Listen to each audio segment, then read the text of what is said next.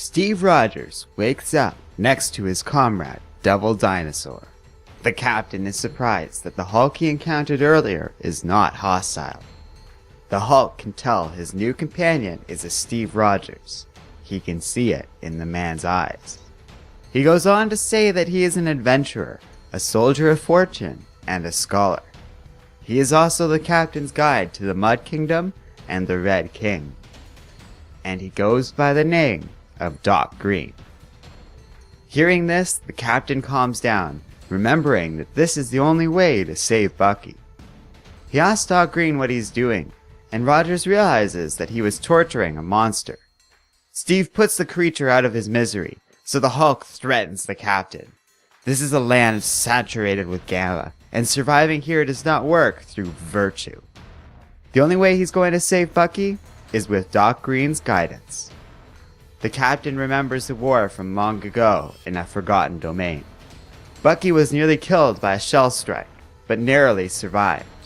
As they fled the area, Rogers wished he could fight back. Bucky suggested they enlist in the super soldier program, but Steve dismissed this idea as a pipe dream. So his friend doesn't want to fight? Shouldn't they do their part? In the present, the unlikely trio are traveling through a jungle by a river. They're heading on a route along the Gamma Mountains, away from the Barons and the tribal Hulks until they get to the Mud Kingdom.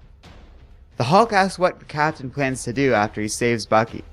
Steve seems surprised at the question, and says that the three of them will fight for what justice they can against Doom, the idea of which the Hulk finds hilarious. Suddenly, a pair of bull Hulks charge out of the jungle. Devil Dinosaur is able to bite one of them on the neck and pin it to the ground. The other bull charges at the captain and Doc Green, chasing them through the jungle and out into the river. They escape the bull, but the current takes them straight over a waterfall. Luckily, they survive the fall, and Steve calls out to Devil. The dinosaur doesn't answer, and Doc Green warns the captain that they aren't alone in this river. A tentacle suddenly pulls Steve underwater, and a massive beast emerges before the Hulk, who is ready to play.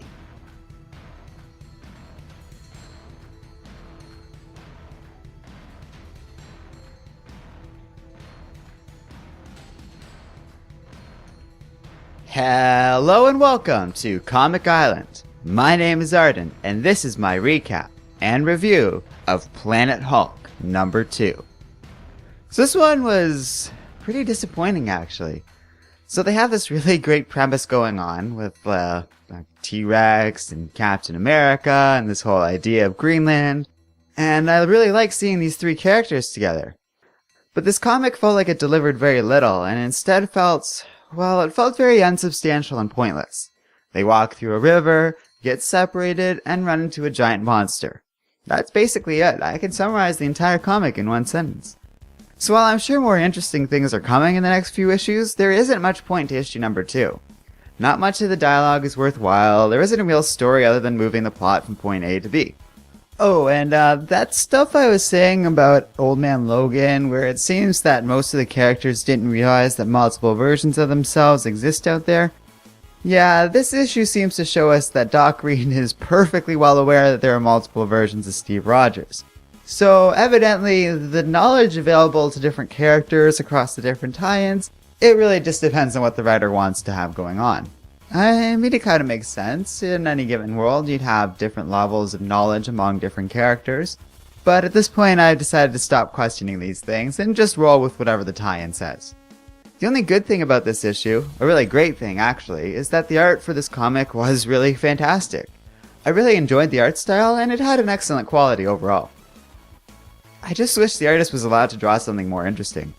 Most of these panels are just boring talks in the jungle, or on a river, or in the ruins of a bombed out city.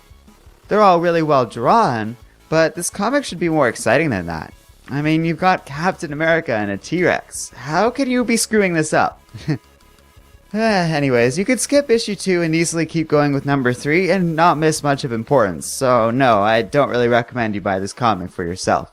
Far better things came out this week, and this would be an easy one to ignore entirely.